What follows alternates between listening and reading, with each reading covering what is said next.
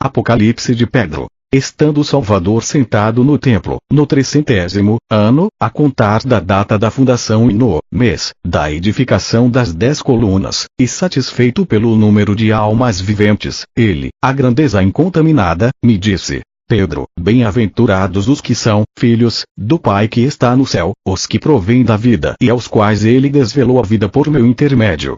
Já que eu fiz com que eles recordassem.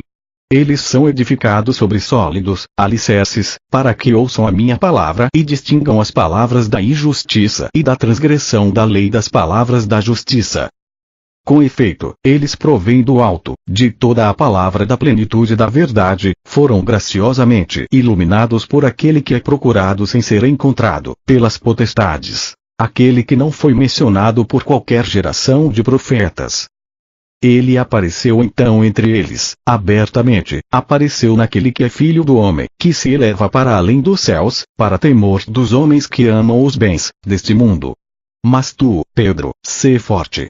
Torna-te perfeito, em conformidade com teu nome e comigo, que sou aquele que te escolheu. Em ti estabeleci o início também para os outros que eu chamei ao conhecimento.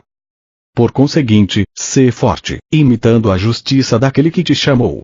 De fato, ele te chamou para que tu o conheças de modo digno, por causa da rejeição de que foi alvo, por causa dos tendões de suas mãos e de seus pés, por causa do coroamento de espinhos, por parte daqueles da região do meio, e por causa do corpo luminoso que eles levavam na esperança de estarem cumprindo um serviço digno de honrosa recompensa, enquanto ele estava prestes a te experimentar por 3 vezes ao longo daquela noite. Cegos e surdos. Enquanto ele assim falava, eu vi os sacerdotes e o povo correndo em nossa direção com pedras, como se quisessem matar-nos. Tive medo de que estivéssemos para morrer. E ele me disse: Pedro, diversas vezes te disse que esses estão cegos, desprovidos de qualquer guia. Se queres conhecer a sua cegueira, coloca tuas mãos sobre teus olhos, que são tuas vestes, e dize-me o que vês. Entretanto, isto feito, eu não vi absolutamente nada. E eu disse: nada há para ver. Ele disse-me novamente: volta a proceder do mesmo modo. Fui invadido por um medo agradável, porque vi uma luz nova, mais forte que a luz do dia. Por fim enxerguei o Salvador. E eu falei-lhe das coisas que havia visto. Voltou a me dizer: eleva as tuas mãos e ouve o que dizem os sacerdotes e o povo. Eu prestei atenção aos sacerdotes que se sentaram com os escribas, enquanto a multidão, lá fora, bradava. Quando ele ouviu de mim estas coisas, disse-me: apura os ouvidos e escuta o que eles dizem. Eu novamente prestei atenção. Enquanto tu ocupas teu lugar, eles te louvam. Quando eu disse isto, o Salvador prosseguiu: disse-te que eles são cegos e surdos. Ora, então ouve as coisas que te dirão em segredo, e guarda-as. Não as manifestes ao filho deste éon. Neste, com efeito, tu serás insultado porque te ignoram. Mas louvar-te-ão assim que te conhecerem. Solilóquio. No início, realmente, muitos acolherão nosso ensinamento. Mas em seguida, por vontade do Pai do erro dos humanos, voltar-se-ão novamente para ele, já que farão o que ele quer. E ele, em sua justiça, revelar-lhes-á o significado da palavra. Os que se juntarem a eles, entretanto, tornar-se-ão seus prisioneiros, porque estão privados de conhecimento. Aquele que é inocente, bom e puro, é por eles entregue ao carrasco e à autoridade de quantos louvam um Cristo restaurado. Falsos ensinamentos. Paulo. Homens que propagam falsidades virão depois de ti. Eles aderirão ao nome de um homem morto, contando que serão purificados por esse nome. Ao invés disso, eles comprometer-se-ão enormemente, abandonar-se-ão a um nome sedutor, a um Cristo enganador, a um dogma multiforme que os dominará com o propósito de os dividir. Alguns deles insultarão a verdade e enunciarão um mau ensinamento, e todos falarão a uns dos outros. Alguns serão chamados pelos nomes dos arcontes, sob cujo poder se colocam. Falsos ensinamentos. Simão e Hermas. Outros serão chamados pelo nome de um homem que tem uma mulher nua, multiforme e sujeita a múltiplos sofrimentos. E aqueles que propagam estes ensinamentos, explorarão os sonhos. E quando afirmarem que o sonho provém de um demônio digno de seu erro, serão deixados à corrupção e não à incorrupção. Com efeito, o mal não pode produzir bom fruto. Uma vez que do lugar de onde vem, cada um atrai o que a si se assemelha. Falsos ensinamentos. Almas mortais e almas imortais. Nem todas as almas provêm da verdade, nem todas da imortalidade. Nestes em nossa opinião, cada alma está destinada a morrer porque é sempre escrava, tendo sido criada para satisfazer os seus desejos, e o seu papel é a destruição eterna. Nela se encontra e dela deriva. Essas almas amam as criaturas da matéria vindas à existência com elas. Mas as almas imortais, ó Pedro, não são assim. Todavia, até que não tenha chegado a hora da morte, a alma imortal parecerá semelhante à mortal. Não manifestará a sua verdadeira natureza, a qual ela só é imortal e aspira à imortalidade, tendo fé e desejando a renunciar às coisas terrenas. As pessoas sábias têm conhecimento de que não se colhem figos de cardos ou de espinhos, nem uvas de plantas espinhosas. Isto é, cada fruto provém sempre da árvore a qual pertence. Se ele não for bom para ela, a alma, será a destruição e a morte. A outra alma, ao invés, provém da árvore eterna, a da vida e da imortalidade, da vida a qual ela se assemelha. Portanto, tudo que não tem existência verdadeira se dissolverá em nada. Os surdos e os cegos só se afinam com os seus semelhantes. Falsos ensinamentos. Quem conhece um mistério, outros procederão à transformação através de falsos ensinamentos e de mistérios enganadores. Pessoas que não conhecem os verdadeiros mistérios falam de coisas que não entendem, gabam-se de ser os únicos que conhecem o mistério da verdade, e, cheios de orgulho, agarram-se à insolência, invejando a alma imortal, que se tornou entretanto uma garantia. Já que cada autoridade, poder e força destes elos deseja estar com elas, as almas imortais, na criação do mundo, para que aquelas que não são, isto é, as forças, tendo sido esquecidas por aquelas que, realmente, são, as possam louvar, embora não tenham sido salvas, nem tenham sido guiadas pelo caminho que a elas conduz, desejando sempre tornarem-se imortais. Porque quando a alma imortal é revigorada por um espírito intelectual, nela logo penetram aquelas forças que a fazem desviar. Mas muitos outros se opõem à verdade e são mensageiros de erro e opõem o seu erro e a sua lei a esses meus pensamentos puros. Olhando em prospectiva, acho que o bem e o mal derivam da mesma fonte. Estes fazem negócio com as minhas palavras e propagarão um duro destino. A estirpe das almas imortais caminhará inutilmente ao longo desta estrada, até a minha parousia. Falsos ensinamentos. A penitência. Do meio deles surgirão pessoas que renegarão a minha palavra, e o perdão de seus erros, nos quais caíram por obra de seus inimigos, pessoas que eu resgatei da escravidão em que se encontravam, e às quais dei a liberdade. Esses nada mais fizeram do que adulterar o verdadeiro perdão, em nome de um morto, isto é, do Hermas, primogênito da injustiça, para que a verdadeira luz, que existe, não seja vista pelos pecnos. Todos os que pertencem a este gênero de pessoas, são os maus operários, que serão lançados nas trevas exteriores, longe dos filhos da luz. Porque não só eles não entram, como não permitem que aqueles que o desejam ascendam à sua meta, favorecendo a própria libertação.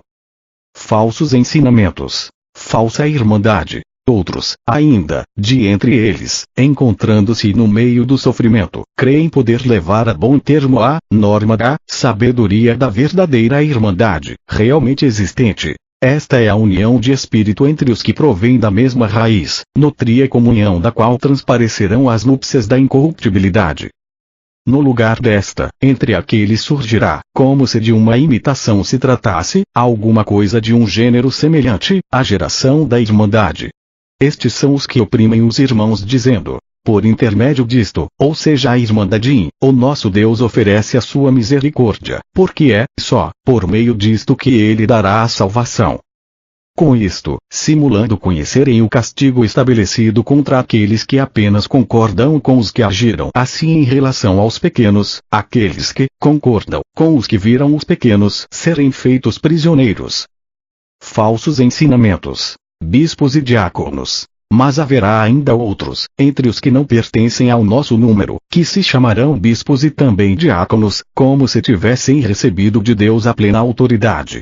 Estes sentam-se à mesa segundo a lei dos primeiros lugares. São canais sem água. Pedro e o medo. Mas eu disse: eu tenho medo por causa daquilo que me disseste, que somente poucos, por mais que enxerguemos, são os que escapam do desvio, enquanto que são multidões os que farão desviar outras multidões de seres vivos, e as anularão consigo próprias. E no momento em que pronunciarem o teu nome serão considerados dignos de fé. O Salvador respondeu: um tempo limitado lhes foi concedido para perseverarem em seu erro, dominando os pequenos. Cumprido o tempo do erro, renovar-se-á o éon que não envelhece, pela inteligência imortal, e eles, os pequenos, dominarão então os que agora dominam. Ele extirpará o erro deles pela raiz e expô-lo à vergonha, de maneira que ela, a alma, se possa manifestar em plena liberdade, assim que tenha recebido a inteligência. E todos os que forem assim se tornarão imortais, ó Pedro.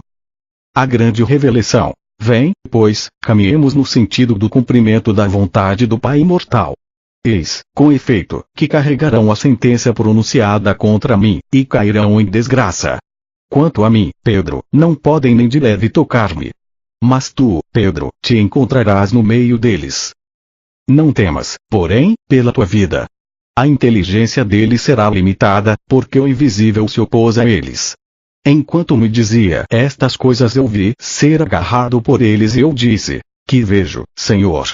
É a ti mesmo que eles aprisionam, ainda que te estejas entretendo comigo. Ou melhor, quem é aquele que, sereno e sorridente, se encontra sobre a árvore? E outro aquele a quem eles ferem mãos e pés. O Salvador respondeu-me: aquele que tu viste sereno e sorridente sobre a árvore, esse é o Jesus em vida. Mas aquele a quem trespassara mãos e pés com pregos, esse é a sua parte corpórea, isto é, o seu substituto exposto à vergonha. É aquele que veio à sua semelhança. Olha para ele e para mim. Mas eu, depois de ter olhado, disse: Senhor, ninguém te vê, fujamos daqui. Mas ele disse-me: eu te disse que eles são cegos. Deixa-os sós. Tu apercebeste do quão pouco compreendem o que dizem. Eles expuseram à vergonha o Filho da sua glória, ao invés de meu servo. E eu vi, aproximando-se de nós, um que se parecia com ele, exatamente com aquele que estava sorridente sobre a árvore. Ele estava pleno, com o Espírito Santo, ele é o Salvador. Havia uma forte e inexprimível luz que os envolvia e uma multidão inefável e invisível de anjos que os louvavam. E no momento em que para ele olhei, ele se manifestou como alguém glorificado. E me disse: coragem. Na verdade, tu és aquele a quem foi dado conhecer, sem véus, estes mistérios. De fato, aquele que foi pregado é o primogênito, a casa dos demônios, e o invólucro de pedra no qual ele habita, e o homem de Elohim, o homem da cruz, aquele que está sob a lei. Ao invés, aquele que está junto a ele é o Salvador em vida. O primeiro, nele, é aquele que prenderam e libertaram, aquele que, alegre, olha para os que o trataram com violência, enquanto eles estavam divididos. Portanto, ele ri da cegueira intelectual deles. Ele sabe que nasceram cegos. Aquele que está sujeito a sofrer virá. O corpo é um substituto. Mas o que eles libertaram era o meu corpo imaterial. Enquanto eu sou o espírito intelectual, pleno de luz resplandecente. O que tu viste vir a mim é um nosso pleroma intelectual, que une a luz perfeita ao meu Santo Espírito. Por isso, as coisas que tu viste deves transmiti-las a outra estirpe, aqueles que não provêm deste éon. Porque um dom deste gênero não é colocado em homens que não sejam imortais, mas tão somente naqueles que foram escolhidos em virtude da sua natureza imortal, naqueles que demonstraram ser capazes de acolhê-lo. Este Espírito dar-lhes a própria plenitude. Conclusão. Em conclusão, ele disse: a quem tem será dado e terá em abundância. Mas a quem não tem, ao homem deste lugar, aquele que está completamente morto, aquele que está longe da plantação desta criação, porque é um homem, desta geração, na qual, quando aparece alguém cuja natureza é imortal, cresce poder capturá-lo, a ele será tirado o que tem e será dado àquele que tem. Portanto, sê corajoso. Não tenhas medo de ninguém. porque eu estarei contigo para que nenhum dos teus inimigos prevaleça sobre ti.